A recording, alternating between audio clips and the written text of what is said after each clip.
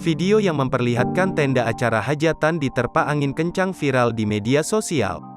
Suasana bahagia pun mendadak berubah jadi kepanikan. Bahkan para tamu sampai berhamburan panik menyelamatkan diri. Video tersebut viral setelah dibagikan akun TikTok Tayo_3_net. Tampak dalam video langit di sekitar acara hajatan mendadak gelap, angin kencang dan ribut menyapu acara hajatan tersebut. Sontak kejadian tersebut membuat tamu undangan berhamburan panik. Para tamu undangan pun lari keluar dari tenda yang nyaris tersapu angin kencang tersebut. Semua pohon dan tenda di sekitar acara hajatan tersebut bergoyang tersapu angin. Daun-daun dari pepohonan pun ikut berterbangan.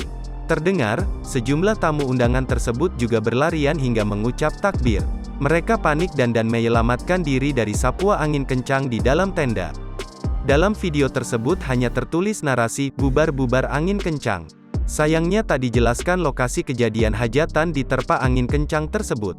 Unggahan tersebut pun ditonton lebih dari 5 juta orang.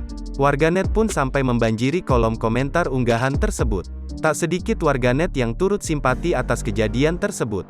Ada juga yang mendoakan agar para tamu undangan dan warga sekitar selamat.